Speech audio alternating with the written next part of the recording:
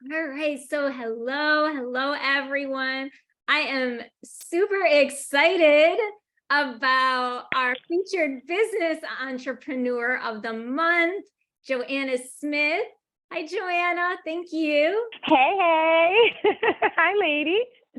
Yes, how's it going? Everything is going great. I'm so excited to be here with you. Thank you for having me. You're always so gracious. Thank you so much. I'm excited to be in front of your audience. I just know they're good people like you. So really happy to be here and grateful. Thank you. Oh my goodness, you're welcome. I'm so happy to do this and chat with you about business because we have known each other literally for years, like probably 10 years. I think maybe since 2013. Yeah. It's been a while. Yeah. Yeah. Yeah, definitely. You've always been so supportive, such a mover and shaker in the biz, and I'm like honored to be able to hang out with you today. So thank you so much. But yeah, definitely 10 years. 10 years you've been my girl. Yes. And talking about movers and shakers, I'm going to start by introducing you and then we'll get into it a little bit more because you are definitely a mover and a shaker in the creative world. Thank And you. yes, you're welcome. And now you're expanding. So Joanna Smith is a singer. She's a recording artist. She is a designer. So after my own heart with fashion. She is an author.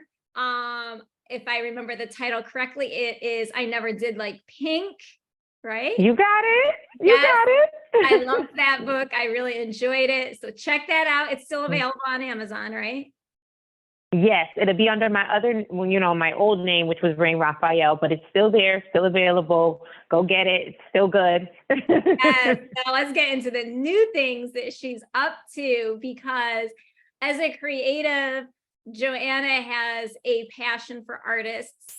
She's gone through ups and downs like we all have as a creative, and she is now the founder of an emerging new firm called Liza B'illiant Heir, spelled E-I-R, Heir, where Yes, she helps creatives and others. I'm guessing you would work with anyone.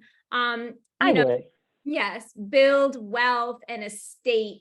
And so you're doing consulting around the area of finances and building financial freedom and stability. Yes. So Yes. why don't you share with us a little bit more about yourself and your businesses, please? Yes, thank you so much for that beautiful introduction, girl. I love it. So Liza B'illiant Heir is the name of my company. Brilliant is like the word brilliant, but there's apostrophe where the R is because I do want you to trip over it and say billion sometimes.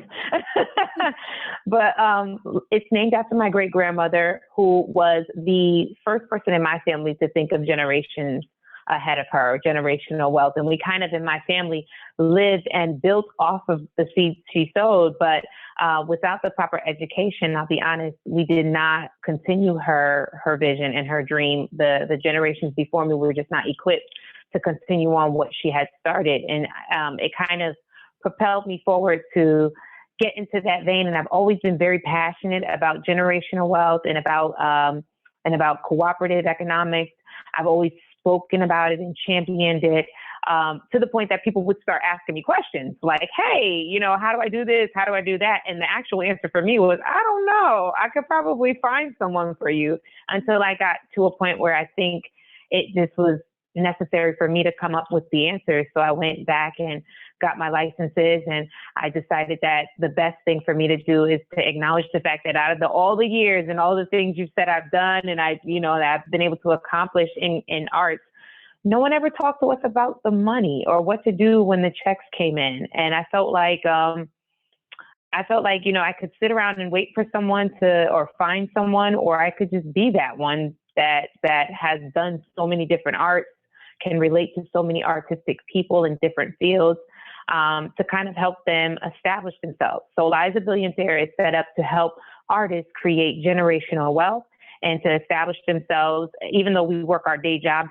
Okay, great. But being able to invest so that we can actually make room for ourselves with our gifts. Hopefully that's what will happen at the end of this whole journey is we'll build it out and then become a whole holistic consulting firm for all kinds of great things. But that's the financial portion.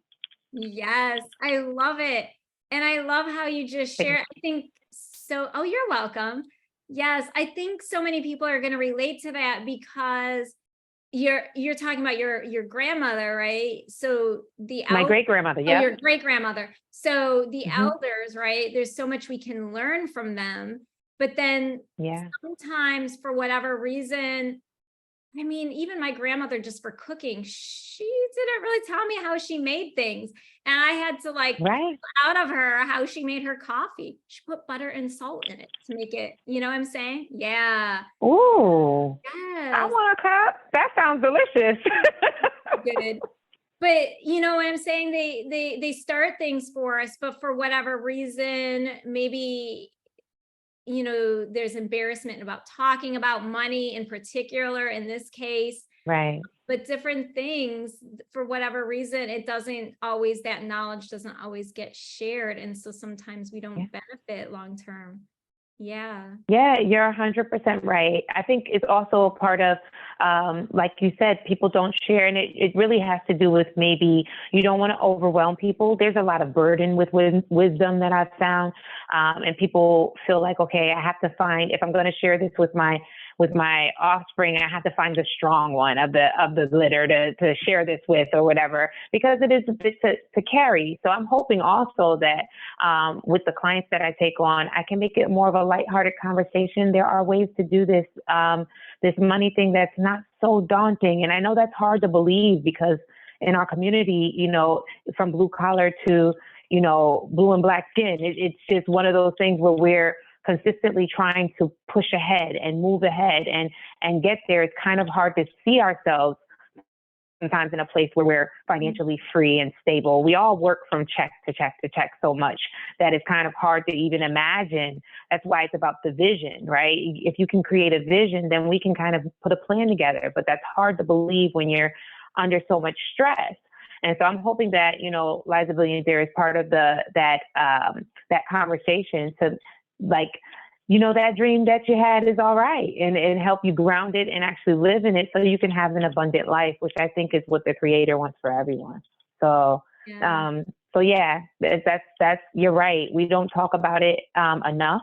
And I really would like to change that, because money's not a bad topic. It's not a no-no. It's something we have to start sharing with each other so we can all share. Like, there's no point in being the rich friend if you can't bring your friends with you. And I think people always want to be the rich friend, but then you're like on a yacht by yourself because no one else can afford it. Yeah. I mean, people say it's lonely at the top, and it possibly could be, but why? Yeah. It doesn't have to be that way. Yeah. Right. Share. And I tell you, that's one of the things I face a lot, even starting, this company. There's a lot of reluctance and resistance simply because people, even when I did music and when I did my other businesses, it looked like I had money. There's a thing on Instagram right now where people are going, I'm actually broke, but I don't look broke, so I guess I'm broke-hey. Like, it's like a way of saying, like, but it's true. It's like you don't look like you don't have money because you're striving for the vision, and that's okay. So now when Joe comes and she asks, hey, where are you financially? Sometimes it's embarrassing. Sometimes you feel like, I know I look like I have it, but I don't. But this is the thing that it's really important for everyone to know, that my conversation with them is very, very private. And I build that company up on integrity and making sure that your relationship with me is solid. But even in that, I do hope that even though we are not going to share your information, that you would still share the information you learned from me with someone, So this is great that we can sit here and do this, Yes. I think there's like a shame, especially as creatives, that, oh my goodness, if I admit that I'm struggling financially right now, maybe people will think I'm not successful as a singer or an actress or a photographer or a spoken word artist or whatever it happens to be, like, because we think so even our definition of success, I don't know, do you go into that with them, like even defining what success is? Because I think sometimes that's really warped. Yeah, no, that's an excellent take on that too, Beth, because a lot of people, I do actually, to answer the question, yes, the first sit down with me is really called a vision onboarding. And I can't help you if I don't know where we're going. So sometimes people sit down and they honestly have never really thought about what the end goal was. They're so focused on the windfall. One day I'm going to put out the right album, or I'm going to put out the right painting and it's going to sell for $1 million. I'm just going to keep working hard to get that one masterpiece, or I'm going to put out the right collection, or I'm going to put out the right print, or I'll take a picture for the right moment and at the Grammys, and they'll hire me forever as their photographer. And I understand that we should strive for that, and that's great, but that doesn't have to be your day-to-day goal, is to get the one big check. You're getting checks in between. What are we doing with them?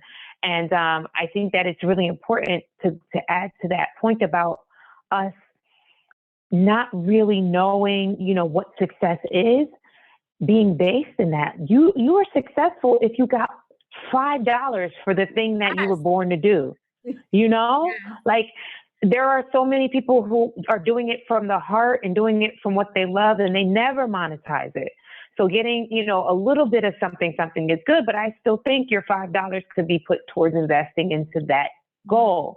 And I also think that, we talk about things like, I have a vision and I'm spending $700 on studio time, or on acrylics, or on film, or on development, and I haven't paid my bill that I was supposed to pay, or my credit card, or my student loans is a big topic now, right? I haven't paid these things, but I'm irresponsibly feeding my art is the shame that also people feel. And I just think there's a way to do it where you don't have to be guilty for doing it. We want to be responsible, yes, but we can't spend all of our time in debt without feeding our spirit. We'll never happily get out of debt if we're not being who we are, So a lot of my comprehensive plans, we don't take every single dollar that you have after all of the taxes and the bills, and we don't take everything and say this is what you're supposed to do with your money, because that's offensive, right? You're a grown adult. What we try to do is we say, okay, Beth, you have $150 left over after all those bills, and somebody's watching it going, $150, I need that. But truly, some people only have $150. Some people only have $50. And the great thing about that is $10 out of your 50 is a commitment that can change your life. You know what I mean? It doesn't have to be millions of dollars to get to $1 million, So. Yes, it compounds. Yeah. Compound effect. It's also a really good book. But one of my favorite words. One of my favorite words is compound. Yes, it goes for everything: money, relationships, food, lifestyle, like literally our spiritual care, everything. So yes, before we really get down and off track from business, but you got it. This is so good. The info that you're sharing. So thank you. Thank you, sis. Thank you. Oh, you're welcome. So I am curious. I mean, we've talked a little bit about it, being that you do have a background in the creative realm, spheres, but where exactly all have you gotten your inspirations from? I know your great grandmother as well, but you've evolved, and, from when we first met to now, you've been doing different things. And I'm so excited we're still in contact and like we're all evolving together so we can have this convo. But how have you navigated shifting the visions for your life, and, what's inspired you to do that? That is a fantastic question. Honestly, very, very great question there. So I will say, no, you're good. You're good, girl. This is great. But I think the evolution of me really came about from being a little more transparent about who I am. I've always been pretty open about a lot of things. If you've read the book, I kind of just came out and was like, this is the mistakes I've made. These are the joys. I really tried to liberate myself by writing that book. And then after that, there's still life to live, right? Mm-hmm. And so I think becoming a mom for the second time, Mm. and becoming a wife, and being able to, you know, move in different circles and realms. Like I went to go, you know, be somewhat of a matriarchal help in my family. And then I wasn't able to achieve what I wanted to achieve in that, but I was able to learn so much about me and my great grandmother, which was really what inspired me. But I think that learning myself in a new season, I think we have to give ourselves permission to change and grow. Yes. And it took me a while. It was a fight because I had built so much with Rain.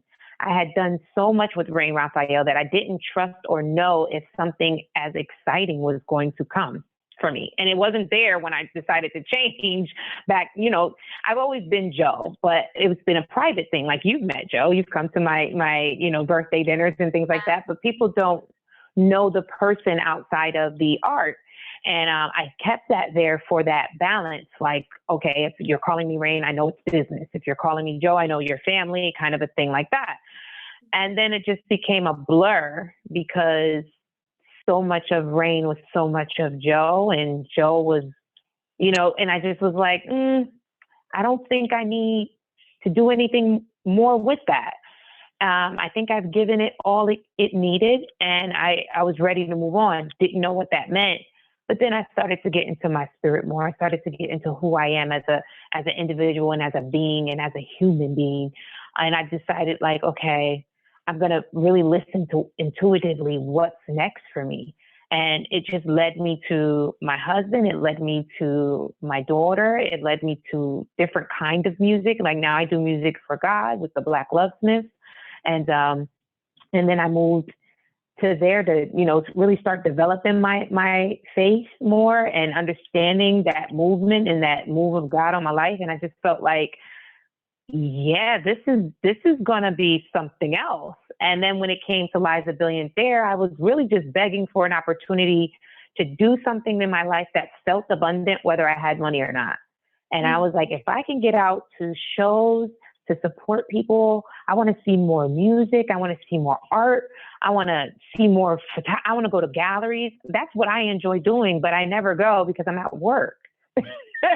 So I was like, what if my job, you know, I was like, what if my job was supporting my friends? Or what if my job was going out and seeing what people are doing? What kind of job would that be? And then that led to, what are you good at? What do you love? Who do you love to work with? And then it just kept spiraling and spiraling, more prayers, more answers. And before you know it, I have turned into the most comfortable me I've ever been. And I loved it here. So happy. That's the long-winded story. Yes, it's a beautiful story. Thank you. You're welcome. I feel like, well, I was going to ask you this later, but I feel like sometimes, and we'll talk about it later, but I do feel like sometimes that is like the secret sauce for success in business, in life even. But letting go of the things, it's okay to become someone new. Sometimes we have the attitude of, well, this is how I am. And it is true. This is how we are, right? And loving ourselves and our flaws or whatever. But then there's the traditional part and the things that sometimes just, you know, that was then and this is now.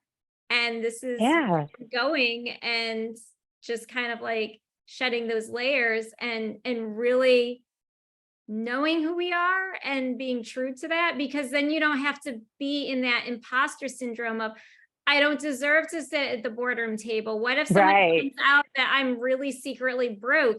But if you're honest and you're telling your story of, this is what happened, you know, my great grandmother built us this generational wealth. We didn't, you know, we didn't tend to it as well as we could have, you know, and there's like so much freedom in that honesty, and then we feel deserving for the successes. You got it. You got it. I've always felt like that. I've always felt like there is so much power in authentic vulnerability. There's so much power in that. And then my other thing I always talk about is aggressive positivity. It's really important to like chase the joy and like chase it like you chase you know, you don't want to be late to work. You know, you don't want to be late to work. Okay, don't be unhappy today. Like, you know, really fight for the best life for yourself. And I think we get comfortable because we have like, one of the things I learned, and we're a little off topic, but I love talking to you. Right? No, But it's like, so much fun. but you know, but one of the things I've learned over my lifespan is that a lot of the tools I gathered from my younger self and being young and fighting for existence, I can't use now. And then it's like, okay, well, who am I if I'm not fighting in these ways, if I'm not using these gifts, or I thought they were gifts, but really they're mechanisms and what's the word? Like I guess mechanisms, defense mechanisms and things like that. Those are the things that we've developed over time. Survival tactics. That's what I'm thinking in my head. Yeah. They're methods. Yeah. Coping skills. There we go. Exactly. They're those things. They're not really your reality. They're not really your true life, but we cling to them and define ourselves in them. And we keep inviting more negativity in our lives so we can use them. And I just feel like, yeah, no, I'm going to go ahead and move forward. And I have lots of growing to do. I may be advising and planning for finances for others, but I got a long history of finance that I have to, you know, still work through and work on and get through. And I'm doing it. And I hope that helps people feel comfortable when they talk to me, that we're doing it together. I know how hard it is to commit to this. I'm committing to mine. I have my own plan I have to commit to, but hopefully, you know, in 5, 10, 7 years, whatever it is, you and I will meet up somewhere that we never thought we could afford. And we'll be happy to drink some lemonade there, you know? Yes. Yes, I love it. Someplace Yeah. country, I'm hoping. All right. So in all of this, I am super curious. I think this is really important because you're a mom, you have 2 children, you're a wife, you're a business owner, you have your own creative ideas, and you have a 9 to 5. So how do you do it, but still have time for Joanna, like to find yourself and to make room for your own creative space and just be you, because you do have an identity separate, even though when we get married, you know, there's the new identity we form, but there's still the individual. So how do you take care of yourself? How do you make it happen? Yeah, you know, I love this question because I always say it to my sisters and friends. I think that it's our responsibility to build a full life of what we love to do. And then you'll just be busy, but you'll be busy and not working, right? So, yeah, I work a 9 to 5 that I'm okay with. I love the people I work with, but I don't necessarily want to do that forever, right? So I want to move on to Liza B'illiant Heir, and I'm going to love that. I'm going to love working with people who are creative, who have these gifts in their lives. I get to go support. I get to go visit them for their weddings and because we worked on that together, that plan. We get to go see their babies graduate. I'm going to love that. Being a wife, I really, you know, not to brag, but I worked really, really hard to make sure I married someone who was my very best friend. And that's made that a lot of fun. That's made that something I love to do, being a wife. I don't think I would have loved being a wife in any other scenario, not to shade my exes or anything, but in any other scenario, because the work wasn't there. And for me, I would have had to convert myself into so many different things to make it work. Whereas being with my best friend, I am who I am every day and I'm loved for it. That's a beautiful feeling. When it comes to my children are like my muses. I've built companies around them. We have Legendary Boy who, you know, hopefully will get his clothing line up and running in the next 5 years. And then who knows what Serenity is going to do. She's already tapping her feet. I think she's a bit of a dancer, but you know, there's like so many beautiful moments with that. And I love being a mother. And so I knew that before I even had Legend, you know, from reading the book, that's been my dream, to be a mom. So this life that I have right now, even though we're not even close to where my vision is, my plan is that I have, I'm enjoying the ride. And if I had to say anything to anyone who is trying to balance, I would say get in very deep to what you love and then work that hard on it. And then it'll be fun. But if you're at something you don't love, then call me so we can create a financial plan for what you actually are supposed to be doing. Yes. And then we'll work on that so you can do what you love and then enjoy your life. It's so short. And if I could just segue for a couple of seconds to really dig into the shortness of life, I'll share how last year when I had Renee, I had her and I hemorrhaged, and I never thought that I would have any medical problems. I was vegan when I had her. I was doing so many different things to make sure I was in the greatest of health. And I was shut down for three days and then 6 months to follow healing. And I will say that bout with life or death really did change my perspective on things. And as much as I thought I was doing and as much as I thought was important to me as a music artist, it all came to like focus. So I'm saying these things from a place of great gratitude for every day. And I really think that it's something I would love to have everyone experience, is that hop out of bed to do what they love, you know? Yeah, I feel it is. It's like a second chance. I'm so glad you're still Yeah. with us. When I saw your story, I Thank was you, girl. like, oh my gosh. I am so Yeah, scary stuff, but I'm grateful to be here, girl. Grateful. yes. And you look like you're having fun being here. So Yes, more fun than ever. I think I took life a little too seriously before that. yeah, sometimes we do. We take ourselves too seriously. Business is meant to be serious, but not like serious, you know? Yeah. Right. Yeah. Otherwise, why Yes, bother?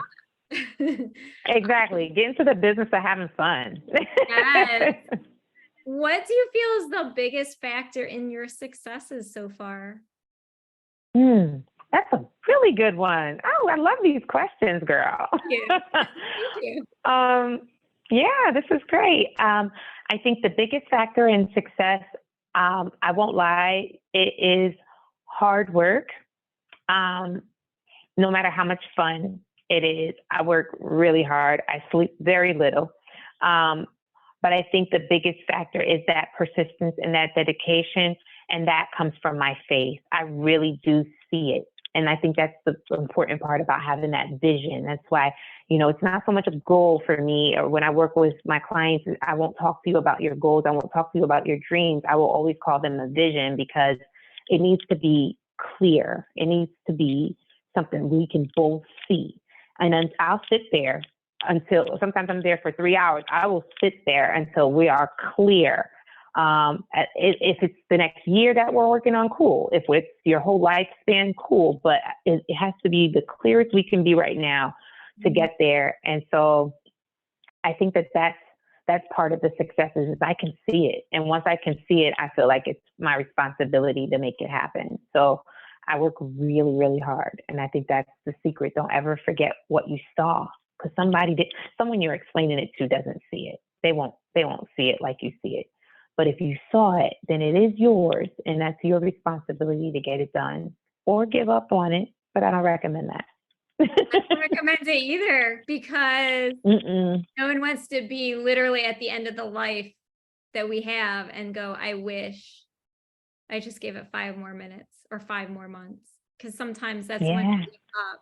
There's that meme that, well, I don't know, I shouldn't call it a meme. It's like a cartoon where there's that guy and he's got the little pickaxe. It's super common, right? And he's got this pickaxe and he's like digging, like he's tunneling through, and then he gives up. And then you see like this much, and then right on the other side of just like the sheetrock. My favorite thing is like the treasure, and we just never know really where we're at. That's it. It's always that push. You think of giving birth, and it's like right before your baby is here, you go through the most, they call it the ring of fire. You crown, the baby's head is coming, and that's one of the things where that's an example of what it's like to push forward with that vision, give it birth. You know, people talk about it a lot and use that as an analogy for your dreams coming to life. Oh, I'm giving birth to this new idea. Then push through it, because it's, you're the only one who can. You're the only one who saw it, you know? And sometimes we're creative enough and wordsy enough to get someone to see it too. Like, love my husband because he can really see what I dream of. But it's rare for you to be able to say, hey, I woke up last night, I had a dream, and then that person next to you say, yeah, you know what, I have that dream too. Like, it's very rare. And when that happens for you and your tribe and your people, it doesn't have to be a relationship. It can be your best friends or people you go into business with. You guys don't give up on each other, you know, like sometimes it's your friend that helps you get that last push through. Like, no, I believe in it, you know? So yeah, 100% keep pushing. I love that. Love that analogy. Yes, I love it. Great tip. Great reminder. So we, you know, I kind of touched on it earlier and introduced the idea a little bit, but what do you feel the secret sauce is that many entrepreneurs or creatives that they miss? Oh, so I would say I'm going to come from the perspective of Liza B'illiant Heir, right? I think that one of the things that we all have a tendency to do when we are very vision focused is the vision is delayed, right? It's to come in the future. Mm-hmm. And because it's to come in the future, maybe you pace yourself. Maybe you say, well, I don't see myself doing that for another 25 years. So I'm not worried about it. I know that I'm going to retire in 20 years, so I've got time. I would really implore that person, if you're not in need of the break, because I want to be gentle about that, because some of us are just too focused on tomorrow, and we miss today. So don't do that. Yeah. But I do think walking yourself back to today to make today count towards 20 years is really, really important. And finding that balance of doing that is really important. So one of the things I talk about with a lot of my clients as well is like protecting your income is an asset. That's an asset to protect. Most people don't even think of the money you make right now being an asset, but it is. Just because you don't have a house right now and you're renting, first of all, renting sometimes is the best suggestion or scenario for you to accumulate wealth. You know, sometimes we're worried about student loans. We don't know that student loans are not considered negative debt. It is heavy on us, but to the financial institution, we kind of look at that like good debt. Same thing for a mortgage. We think of it as a good thing that you have a mortgage and student loans, because that means progressively over time, you'll be able to financially sustain yourself in a way or two. So we're not worried about that. So you don't worry about that. What can we focus on today to make sure your tomorrow is better? That's a really good mindset to have for any entrepreneur. What can I do today for my 25-year vision from now? And I think asking yourself that every day and then working as hard as you would work to get that done tomorrow, even though it's going to take 25 years, I think that's the sauce. Like, never wasting a day. I have a thing I say where I try to earn my days. And I do. I try to earn every single one before I go to sleep. I wonder if I paid back the breath that was given to me. Like, did I do something today that was worth me waking up? And I hope so, because at the end of the day, I thank God that He woke me up for it, you know? So yeah. That's my sauce. That y'all can have that. Throw that on burgers, vegan burgers if you're like me, even though I do eat meat sometimes. But yeah. Throw it on just about everything. Yes. Yes. I do think that, yes, a lot of times we're so stressed or worried and we're focusing on the wrong thing. Instead of like the daily bread, the day that we have, and what we're doing with it, and what we do today literally can be an investment, right? I may want a client for next month, but I have to go maybe to a networking event today Today, yes. So it sometimes like Yeah. the return isn't always immediately visible, but like Yeah. planting seeds in a garden, I think that's also maybe an overused analogy, but it doesn't But it come is. up instantly, right? It takes Yeah. a little time and care, and you do it every day. You water your plants or Yeah. spritz them, you know, Yeah. give your dreams Yeah. a little water, a little love. Yeah, a little of what it Yeah. needs. And it compounds. I'm in the midst, I just read The Psychology of Money. Okay. Have you read that Go, one? girl. Have you read that I one? have not. I have not, but it is circling around my office a lot. So now I feel like I'm behind it now. So now I got to go ahead and get it. Yeah. Because everybody's been talking about it in this season. So you're in season. I want you to know you're in season and I'm late. So I'm going to go ahead and get it now. But go ahead. Tell me what it's giving You're you. never late. You just, it's maybe you were doing something else, I was reading a bunch of other things, but that's okay. Yes. That's okay. I need to get on it because it is the conversation right now. So do tell me, what is it giving you? Oh, well, I mean, I don't want to give it away, but it does. There's a part of it. And I also I have a book club.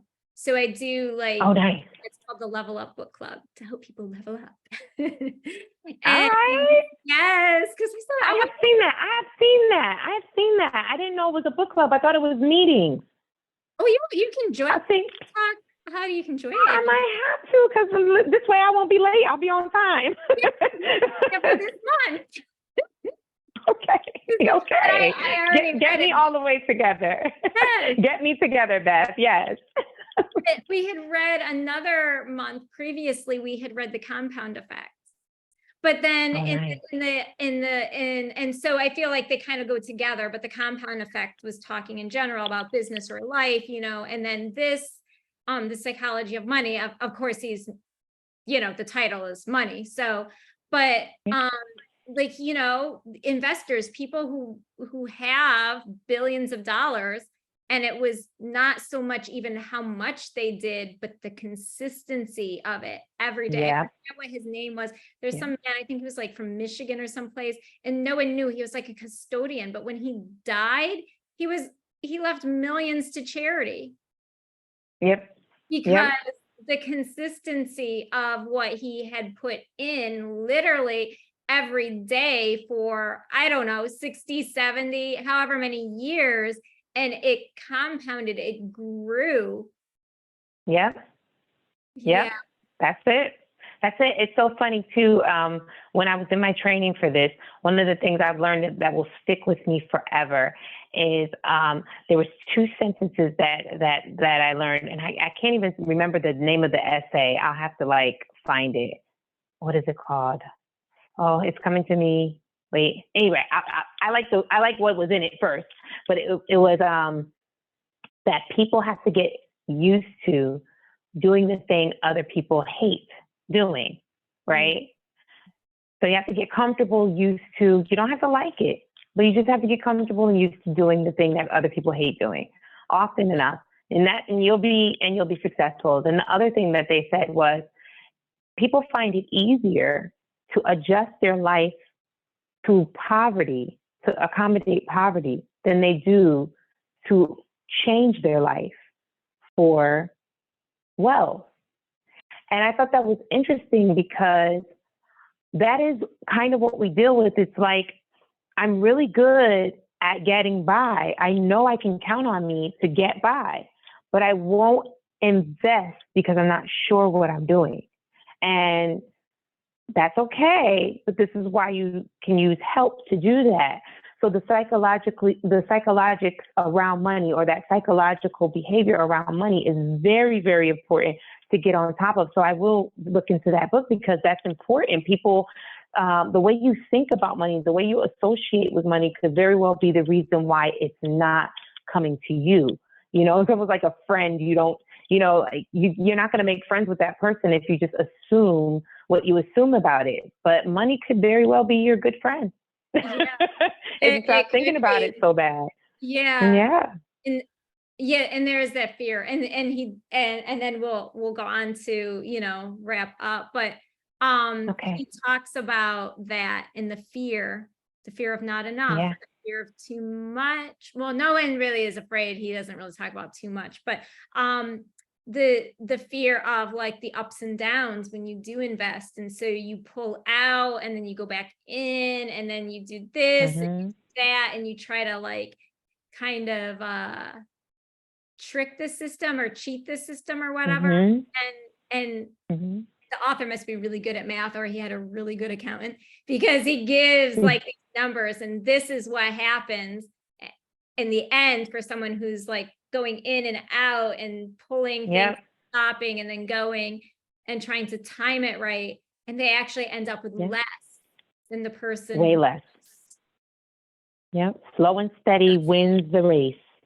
Slow and steady. doesn't Yeah. That's what we're saying. You know, sometimes it's the $10 out of the 50 that you can consistently put away and leave. That'll do you more justice and more good than a $1 million deposit sometimes. I mean, we all want $1 million. I get that. But it's just one of those things where if you're not prepared for $1 million, and this is the mission statement almost of my brand.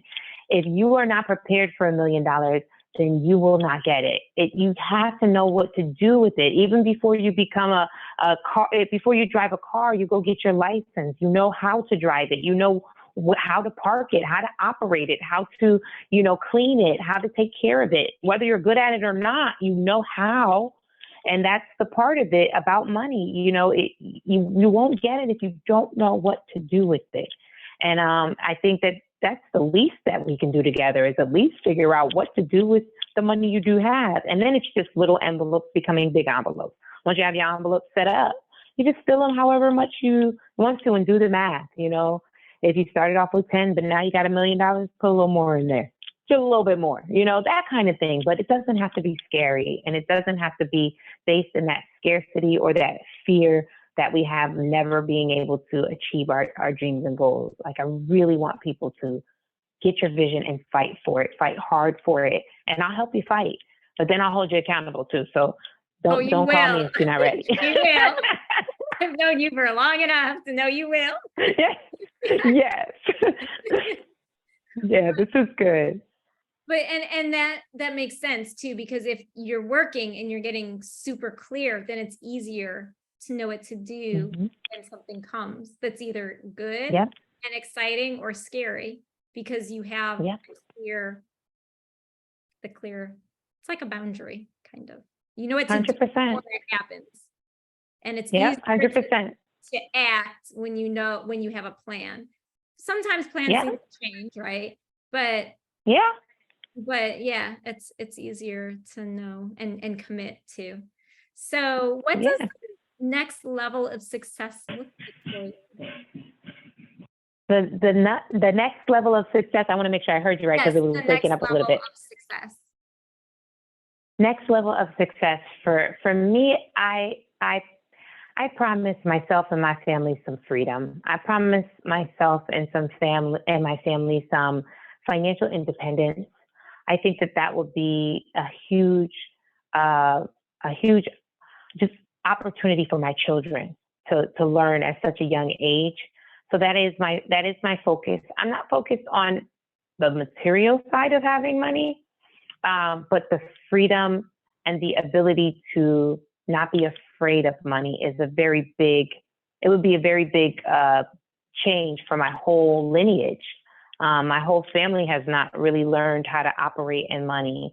And that's one of the reasons that drove me through school. It was one of the reasons that helped me get my licenses. It was one of those things where I knew that I needed to do something about this big fear that keeps us from doing our dreams, right? Living our vision. So I think that the next level for me is that, and I'll always do music. So me and my husband are still doing Music for God, blacklovesmiths.com. You can go and hear some inspirational, beautiful music there.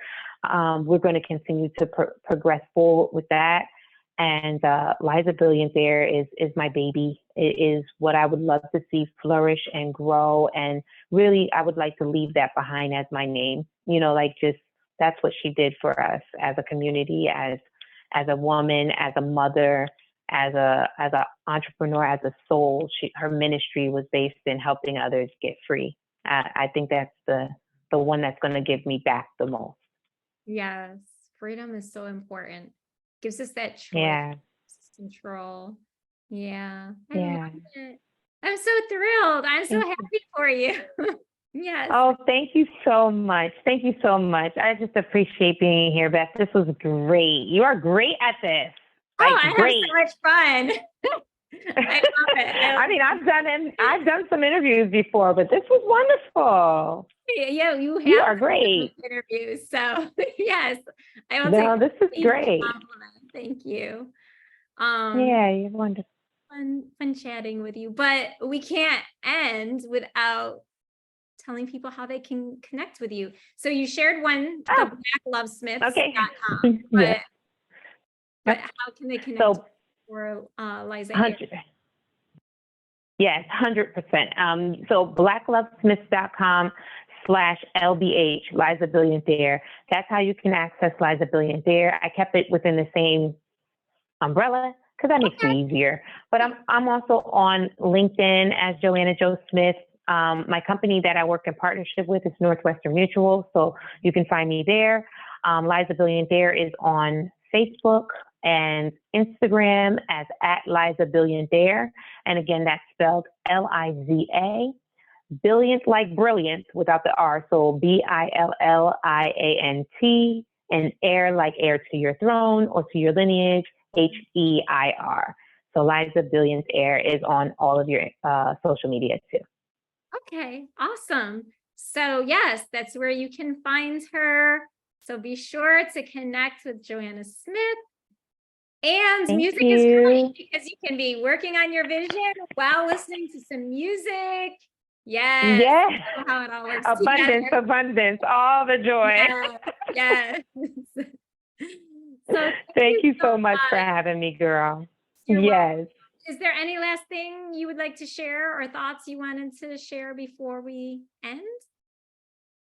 I just want to say if anyone is watching this and they're still not sure about where to start with their finances or what to do in terms of the investments, I would just tell you one thing to look up or to call me about is protecting your income. I can't say that enough. There's 1 out of 4 people who are going to go down in their career for at least 2 years based on a disability, or mental health is considered disability. Pregnancy and pregnancy complications are disabilities. All of these things can be protected for as low as sometimes $20 a month, guys. It's not that hard to build your generational wealth. And these are the conversations that never reach a lot of our door. So just, if you don't even come with me, I just want everyone to know, protect your income as best you can. Find someone you trust if you don't trust me.